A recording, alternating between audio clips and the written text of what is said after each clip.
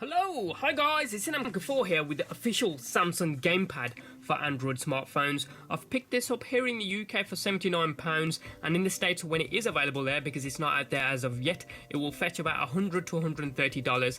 As ever, links will be down in the description down below if you're after one, and as you can see, as per the box, it's designed to fit devices from 4 inches all the way up to 6.3 inches. So in theory, the Galaxy S2, the S3, the S3 Mini, all the way up to the Galaxy Mega at 6.3 inches. And it's compatible with those devices as long as they're running Android Jellybean 4.1. But to take advantage of all the features on this device, they need to be running Jellybean 4.3, because that play button will not work if you're running anything lower than 4.3. Well, enough mumbo jumbo, let's get this out the box and see what we actually get. Nothing else in there, so we'll leave that to one side just like so, and let's get this controller out of this little packaging here, get that out of the way. Up close you can see the design is very similar to an Xbox controller in a non-symmetrical design format, where you've got one joystick towards the top left and the other towards the bottom right, and even these joysticks don't sit on a swivel ball action if you're used to a Xbox or a PlayStation controller. These are completely flat and you have to push them left, right, up or down, and they do kind of work okay because these little pins that are raised on these joysticks kind of hold your fingers in place as you move them about. In comparison, this D-pad looks like a joystick as well, but you got these small lines towards the left, right, up and down positions, which kind of differentiates it from the joysticks as a D-pad, and you do get a significant click as you press them down. Towards the top right you can see there's 4 buttons with dice symbols on them for 1, 2, 3 and 4. Again, you get a significant click when you press these down. This play button in the center coincides with a Samsung console app, which when pressed loads up all the games that are compatible with this controller. Towards the bottom edge of the unit you've got the Bluetooth on and off switch, coupled with NFC is used to communicate with your handset, as well as the select and start buttons to the right and a micro USB port just underneath, used to charge this unit because there are no removable batteries that can be used. On the underside you've got rubber grips towards both the sides and 2 circular ones towards the bottom, as well as an NFC symbol underneath. These 2 triggers along the top are clickable, they're not pressurized, you can either click them on or click them off.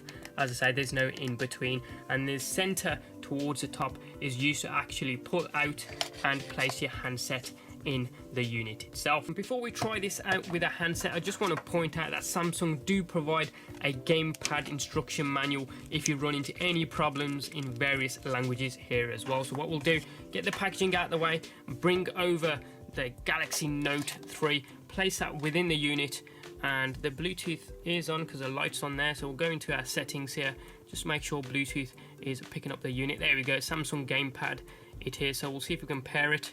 There we go, it says connected to input device. Excellent. So we'll press the home button and then we'll see, does the play button do anything, because this device is running Android Jellybean 4.3. Yes it is, because it's prompting me to download the mobile console application. So we'll do download that. There we go, that's finished installing really quick, and I gotta admit the controller does feel really good in the hand, especially the placement of these trigger buttons on the underside of the unit. So we'll come out of this and the play button essentially takes you straight through, once you've got that app installed, through to the games that are compatible with the gamepad. So you can see there are 40 games compatible at the moment. Recently played 0, installed is 0, which is a bit weird because I've got Asphalt 8 and I've got Need for Speed and Dead Trigger installed. So what we'll do is we'll come out of these and I'll load up the first one. I think we'll do is Sonic the Hedgehog. Here we go, Sonic the Hedgehog Green Hill Zone 1. The joystick works as it should and the buttons working as they should as well. Almost as good as the PlayStation controller once you have that paired. The only issue is, if you've got a PlayStation controller paired wirelessly, is that you have to root your handset, whereas with this controller, because it's an official Samsung controller, you do not have to root your handset. You can use it completely stock as it's meant to be used, and I gotta admit it does feel good. Here we are in Grand Theft Auto San Andreas, and the controller works absolutely awesomely. You got the joystick along the left hand side controlling the character, you've got the trigger buttons cycling through the weapons as you can see there, and even the select and start buttons down here cycling through the various camera angles are the character, start, pausing it and then resuming back. these buttons along the right hand side here do exactly what they did on the PlayStation layout. So you got a square, triangle and X replaced by, you got 3, 1 and 4, X to run obviously as it was, which is now the number 1 here. So if we just go back some angles here and see if we can get into a car, if someone would even stop. So what used to be triangle is now the number 4 on here, but it does exactly the same thing. And if we just wait for him to get in the car, there we go. And the only gripe I have really is the joystick along the left hand side. You're expecting it to kind of swivel on a circular motion like they do on the PlayStation and the Xbox controllers, but here you're just pushing it left, right, up and down, which can be a little bit weird sometimes, or if it doesn't recognize an input you just have to use the other side of the circular pad itself, which can be a little bit weird. But apart from that, it works absolutely beautifully. Here we are in Grand Theft Auto Vice City, and as you can see, I am using the Sony Xperia Z. So this device, this Samsung Gamepad, is also compatible with other devices as well. You can use the NFC to pair it up using the Bluetooth connection, and it works as expected as it does on Samsung devices as well, which is pretty cool. Here we are with the HTC One and dead trigger, and you have to manually map the buttons with this game and any controller pretty much that you match up with it.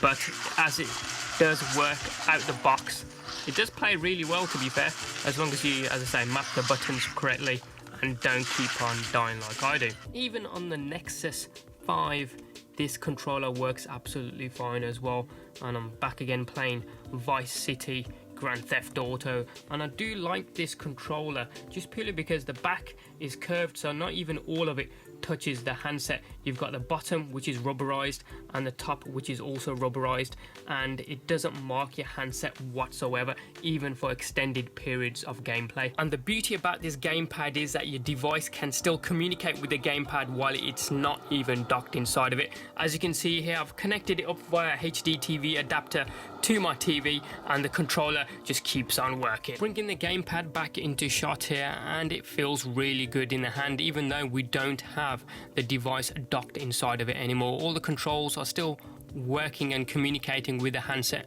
via Bluetooth, and you will notice that there is a slight delay, as there is normally with using a HD TV adapter. And the other issue is, depending upon the size of the TV that you're going to be using, it will appear heavily pixelated. But as I say, that's dependent upon the size of your monitor. I'm using a 24-inch monitor here, and it's playable. It's definitely playable, although it does appear pixelated and there is a slight delay. But the only gripe really that I have with the controller as such is that these joystick buttons are completely flat, and they're not sitting on a circular pivot that they do on Xbox and PlayStation controllers. So sometimes when you move the buttons, they don't register movement on the screen. So sometimes you will find yourself pressing the opposite end of the button in order for it to register movement on the screen. As well as that, the games that are stated as being compatible with this controller, like Need for Speed Most Wanted and Asphalt 8 Airborne, I couldn't get to work. I don't know if there's an application update that's required in order for those games to work with this controller, but I simply couldn't get them to work. Let me know in the comment section down below if you do manage to get them working. As ever, any other comments or questions you guys have got, hit them up in the comment section down below there. Give us a thumbs up if you like this video and you like what you saw, and if you haven't already done so, hit subscribe. It's also down there as well, doesn't cost you a penny, and you can also check out some of our forthcoming videos. Thanks for watching, have a wicked day, and we'll see you next time.